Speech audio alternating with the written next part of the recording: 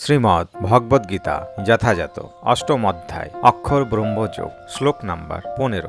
মামুপেতা পুনর্জন্ম দুঃখালয়াম শাশ্বত্যম নাপ্নুবন্তি মহাত্মানা সংসিদ্ধিম পরমম গতাঃ।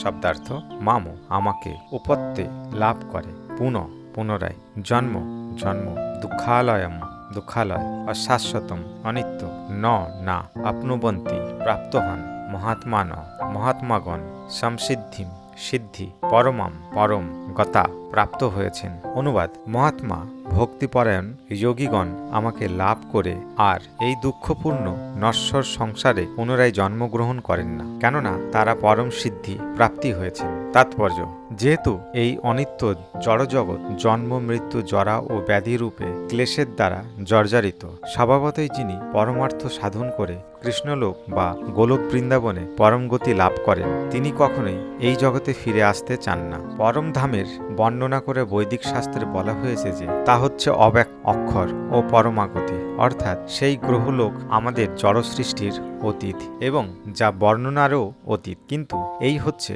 মহাত্মাদের জীবনের পরম লক্ষ্য। মহাত্মারা আত্ম উপলব্ধি প্রাপ্ত ভগবত ভক্তের কাছ থেকে ভগবত তত্ত্ব আহরণ করেন এবং ক্রমশ কৃষ্ণ ভাবনায় ভাবিত হয়ে তাদের ভগবত ভক্তির উন্নতি সাধন করেন। এভাবেই তারা ভগবত সেবায় এত তন্ময় থাকেন যে কোনো উচ্চ লোকে অথবা পরম ব্রহ্মে উত্তীর্ণ হওয়ার কোনো রকম বাসনাও তাদের থাকে না। ভগবান শ্রীকৃষ্ণ ও শ্রীকৃষ্ণের সান্নিধ্য ব্যতীত তারা আর কিছুই কামনা করে না। সেটিই হচ্ছে জীবনের পরম সার্থকতা। এই শ্লোকটিতে পরমেশ্বর ভগবান শ্রীকৃষ্ণের সবিশেষবাদী ভক্তদের কথাই গুরুত্ব সহকারে উল্লেখিত হয়েছে। এই সমস্ত ভক্তেরা কৃষ্ণ ভাবনার মাধ্যমে জীবনের পরম সিদ্ধি লাভ করেন। পক্ষান্তরে তারা হচ্ছেন মহাত্মা।